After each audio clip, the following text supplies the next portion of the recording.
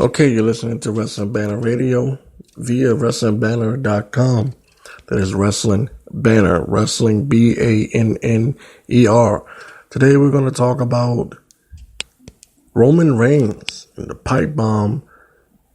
Well, we're not going to call it a pipe bomb. But yeah, F it, why not? Call it a pipe bomb. What he dropped on Brock Lesnar, he told the truth, and it's got the entire wrestling universe buzzing. So first we're going to play the pipe bomb that was dropped, and then I'm going to speak on it. You guys want to know the truth? They're not going to like it back there, but I'm going to say it anyways. Brock Lesnar's not here tonight. Up until about 30 minutes ago, I thought Brock was going to be here, but something happened or the other and he didn't show. And nobody will say this back there, but I'm going to say it. Brock Lesnar is an entitled piece of crap who hides behind his contract. We are 6 weeks from WrestleMania and the Universal Champion is not here today. We were in Vegas last night. Brock was in Vegas. He wasn't at the Elimination Chamber. Guess where he was? He was running around the strip taking pictures with Dana White and the UFC on social media. You want to know why? Because he doesn't respect me, he doesn't respect any of you, and he doesn't respect anybody in that locker room. And I'm sick of it. We're all sick of it. They all know it back there. We all know it. Every single week, me and them boys run across this world and we bust our ass. And Brock just shows up whenever he wants to, when the money's right or the city's right.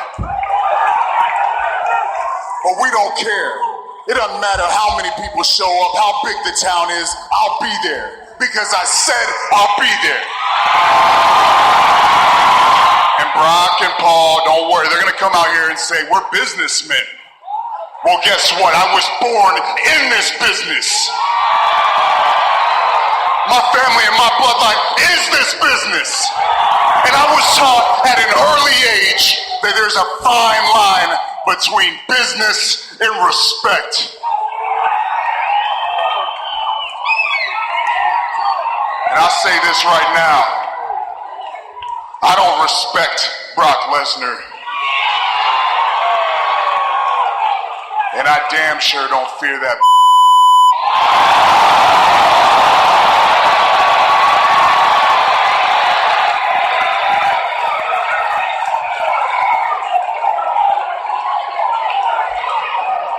I think I've said enough now.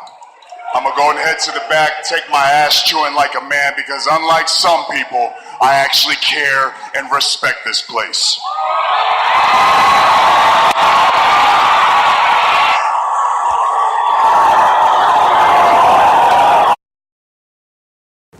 Okay, so starting off, Roman Reigns cut the best promo that he's cut in his entire life. And it has a lot of people on the internet going crazy. But the biggest point of all of this is this. Everything that he said was true. It's what I've been saying about Reigns for the longest time, but nobody's listening, so who cares? Reigns is not the problem with WWE. The problem with WWE is booking and the way that they treat certain wrestlers. Reigns being pushed to the top is not the single problem. It's where everyone points their fingers to, because it's the easiest answer and the easiest way to criticize WWE. But if you take a moment and think about it, Reigns has done everything that they asked him to do. And he should not get as much grief as he does. I'm not saying he's the greatest performer in the world. Damn sure not saying he's the best promo cutter in the world. But does he deserve all of the flack that he gets? I don't think so. And deep down inside you, people know he don't deserve it.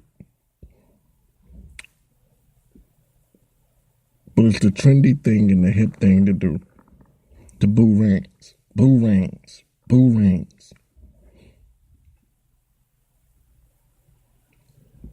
So anyway, Reigns comes out to boos on Monday Night Raw, as always. And then he starts to deliver a promo about how Lesnar is never there. He pretends as if he's forgetting what he's about to say. He says, I don't even know why I'm about to cover for this guy. And from there, he rips into Lesnar and talks about how his contract is a cushy contract and how Reigns is pretty much able to do whatever. Lesnar is able to do pretty much whatever he wants to do and how he's not there. And Lesnar and Heyman were in Vegas, but they didn't show up to the Elimination Chamber. And how Lesnar doesn't care for the people, nor the wrestlers in the locker room. Everyone already knows this. Just no one has ever said it. No one's ever been given the permission to say it. But WWE have given Roman Reigns permission, even though he kayfabe was pretending as if he was going to get his butt chewed out in the locker room, or backstage at least, by the higher ups for saying what he said. But it was a great shoot, and there was a lot of passion. And that thing he said about his family being the business, how his bloodline is the business, absolutely on point. Everything that Reigns said was on point. Whoever wrote this for him, and I don't believe it was all written for him. I believe that he brought some of his own material. My favorite part is when he said, I'll be there because I said I'll be there. I was like, oh man, like that was dope. To me, that was dope because the emotion was there. And that's what I think a lot of people were looking for from Reigns, was the emotion. He always comes out and acts like he's too good for school, like he's the coolest kid in the room. And then, he makes everything look so easy. And I think that a lot of people resent that. But what he showed in this promo on Raw really showed me the Reigns that should be pushed. This is the Roman Reigns that should be pushed. This is the Roman Reigns that WWE needs to get over to the fans. This Roman Reigns. High energy, high emotion. The Roman Reigns that gives a damn. Not the Roman Reigns that just comes out there and says, this is my yard. Again, you cannot blame Reigns, though, for not being able to display that, because as far as we know, Vince has been in control. And Vince really, to be honest, Vince and the writers, Kevin Dunn, whoever you want to blame, whoever's in charge of this Roman Reigns experiment is the real blame. Can't blame Reigns himself. So anyway, it's going to be interesting to see what WWE is able to do from here. Are they going to keep this momentum going? I did hear that Reigns got booed at a dark match, which is no surprise. There's still hate. People still hate Roman. However, I did see online a lot of support. A lot of people were feeling the promo that he cut. They understood the promo that he cut, and that's the other important part of it. It was that the average fan understood exactly what he was saying. It wasn't such an insider promo cut that only insiders understand it. Only insiders can get it. This was a promo that he cut that pretty much everyone understood. Almost even to the point where a casual fan can understand it. But he delivered it with passion and emotion.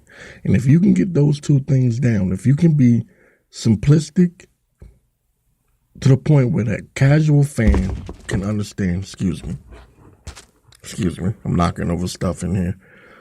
If you can be simplistic enough where the casual fan understands what's going on, and that the insider smarky ass fans can get on board with what you're saying because they know that it's true, and at the same time deliver it with passion and raw emotion, no pun intended, then you can win the crowd over. I'm not saying that Reigns has done that already. I'm saying that he's on his way. If they continue this kind of writing, now I've been listening to all these other podcasters, and a lot of people just don't believe that it's possible that Reigns can get over at all. What I'm saying is consistency. Don't drop the ball. WWE dropped the ball some years ago when Reigns came out there and destroyed Sheamus. And Superman punched Vince McMahon and won the championship on Monday Night Raw. He had a little bit of a pop going, a little bit of a buzz going, and they messed it up. It seemed like they switched back over, and he stopped being the guy that just comes out there and kicks everybody's ass. Plus, I think that I've said this before, and I'm going to say it again. Fans in the WWE are stupid. Not stupid in like a bad way. Like, they're stupid to the point where they over what's the word I'm looking for? When they hate someone, when there's heat on someone and they got legit hate for a particular superstar, they overdo it. And when they like someone, they overlike them. And it's only a matter of time before the hate for Reigns can turn into like, or if not like, what's the word I'm looking for? It can turn into respect. Especially if he cuts promos like this. All it takes is a few more of these hard hitting, I'm not taking no shit from nobody, promos from Reigns, and I'm telling you, watch what happens. Just turn them into the next Stone Cold. Turn them into the next CM Punk. I'll be back in a minute. Speaking of Brock doing whatever he wants to do, I have a clip here that I'm going to play of Paul Heyman, who spoke with TMZ, and Heyman pretty much confirmed what Reigns said, and the fact that Brock does whatever Brock wants to do. He shows up when he wants to show up. But this is Heyman speaking on the future of Brock Lesnar, whether he's going to be in UFC or whether he's going to be in WWE. And he literally says Brock does what Brock wants to do. Rumors going on, okay? People are saying, like, hey, what Brock Lesnar gonna do after this contract runs out after WrestleMania? Do you think he goes back to the UFC? I think Brock Lesnar does whatever Brock Lesnar wants to do. If Brock Lesnar wants to fight in UFC, Brock Lesnar will fight in UFC. If Brock Lesnar wants to fight in WWE, he will fight in WWE. Ask Braun Strowman. Ask Randy Orton. Ask The Undertaker. Brock Lesnar does what Brock Lesnar wants to do. And he's crushing people still in the UFC. Does the time away stop this? The time away actually makes him better because his body gets a chance to heal. The problem with these UFC fighters, and they're all fantastic athletes, top of the line in the entire world, is that they wear their bodies down in these training camps. All these guys that are cutting weight are just destroying their own bodies. Brock Lesnar is probably the healthiest fighter to enter UFC if he decides to do that. He's ready then. I like the confidence. I like the confidence. He's always ready. Rumors are out there also that the mouthpiece himself may be interested in Ronda Rousey. You know, I gotta know, is there an interest? It makes sense. Why limit people that I have my eye on to Ronda Rousey? I mean, I have my eye on anyone who's a top box office attraction. I have my eye on Enos Kanter of the New York Knicks. I have my eye on Aaron Judge and Luis Severino of the New York Yankees. You would go into other sports besides fighting? How do you know other sports aren't coming to me? When you're the best advocate on the face of the entire planet, you're in demand. Really? Enos Kanter? Yes. My plate is full. When you advocate for the reigning, defending, undisputed Universal Heavyweight Champion Brock Lesnar, that's a 24/7 job. I happen to find an extra moment in my schedule for someone else. It's just a whole bunch of side cash for me. Okay, in other news, Jeff Hardy. Jeff Hardy is planning his comeback. Now, they said that there are rumors that Matt Hardy is going to bring some kind of a different style. A ultimate deletion match. So I guess it's going to be some kind of a different kind of a match. A made-up match by Matt Hardy. I'm pretty sure they're soon going to go back to the compound. And like I said, Jeff is on his way. Let me read from what is this? E-Wrestling. It says Jeff Hardy returning for WrestleMania? ? Speculation on his WWE future. Jeff Hardy has started training for his return to the ring, according to the Wrestling Observer Radio. There's no word yet on when Hardy will be cleared to return to the ring, but there's hope that he will be back in time for WrestleMania 34. Hardy has been out of action since suffering a torn right rotator cuff in September. He underwent surgery in Alabama during the first week of October and almost immediately began what WWE called a tough physical rehab. There was talk at the time of Hardy being out of action for 6 to 9 months, and other wrestlers have been out for 7 months with similar injuries. WWE sources expected Hardy to be out until May 2018. Hardy noted during a November interview that he hoped to be back in the ring by April. There's been a lot of speculation on creative plans for Hardy's return. Now that brother Matt Hardy is doing the Woken storyline, feuding with Bray Wyatt. It's believed that Jeff would be back with Matt as Jeff contributed to the success of the original Broken storyline in TNA. There's also been a lot of speculation on WWE pulling the trigger on another big singles run for Hardy, and I think that Hardy they're talking about is Jeff. There's a lot of rumors surrounding Jeff Hardy. Of course, he's coming back. He's going to be Brother Nero. He's going to feed in big time into the storyline with Matt Hardy and the Broken gimmick. This is going to be big. I think his return is going to be big for Matt. I'm just hoping that Jeff doesn't outshine him. I'm hoping Jeff is weird because in TNA, Matt definitely outshined Jeff. But in WWE, Jeff has outshined Matt. Talk about being in two different worlds, two different universes. So yeah, you got that going on.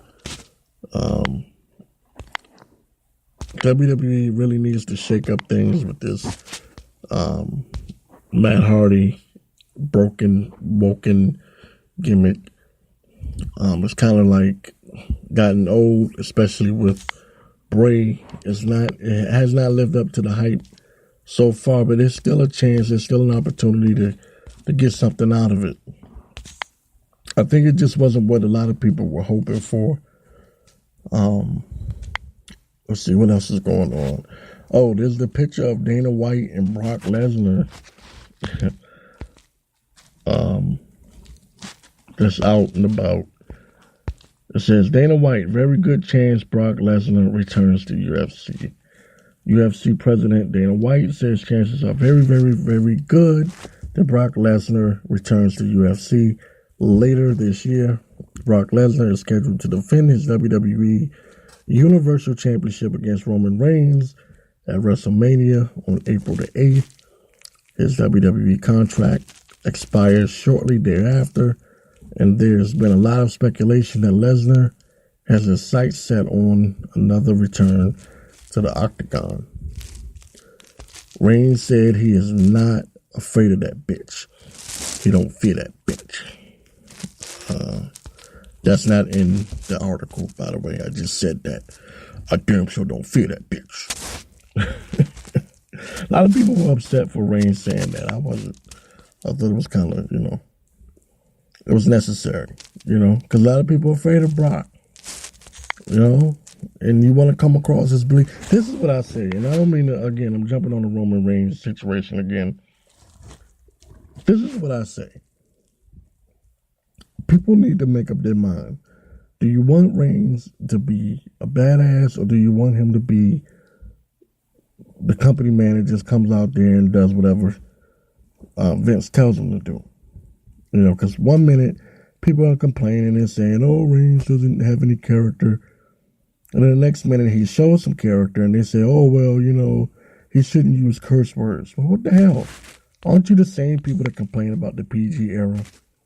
Aren't you the same people that's always complaining and saying WWE is too PG? And, go back to the Austin days when he was throwing the middle finger up and give me a hell yeah and drinking beer in the middle of the ring. Aren't you the same people? So anyway, Reigns called The Miz an underrated workhorse. When did this happen? 5 days ago, it says. WWE superstar Roman Reigns recently did an interview with ESPN to promote tomorrow night's. Oh, this was before the Elimination Chamber on ESPN. I didn't see that, by the way, but I'll read it. I'll read the rest of it to you so you can know what he said about The Miz. And The Miz is the best heel in WWE, by the way. I heard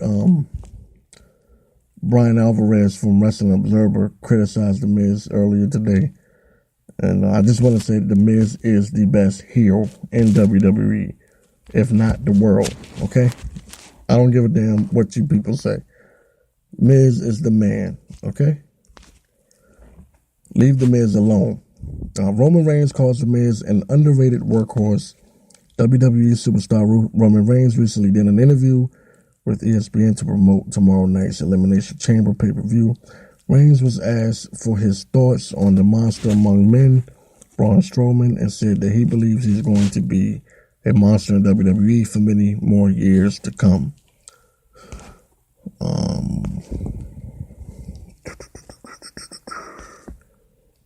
Let's see. Reigns was then asked about his fellow Shield teammate, Seth Rollins, who he called his brother in many regards.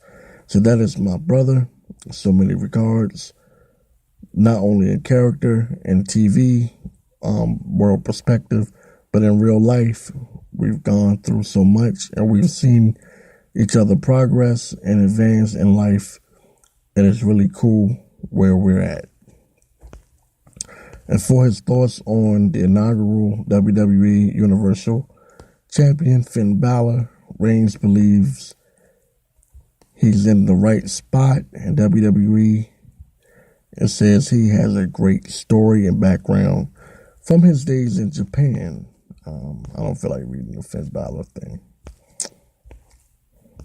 Okay, this is what he had to say about The Miz.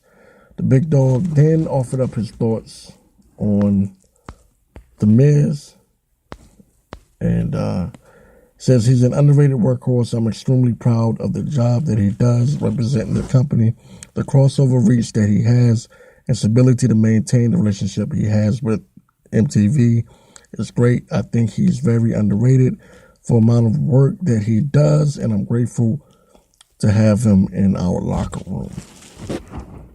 Okay, so anyway, that's Roman Reigns on The Miz, and I agree wholeheartedly. Miz is the best goddamn heel in the company. He's classic, throwback. He does his promos by themselves are priceless. I can listen to Miz talk all day long. I heard Alvarez say, well, he's not that good in the ring. I don't care. The ring is the ring, but as far as I'm concerned, heel character, he gets heat like nobody does. Miz is the best, man, period.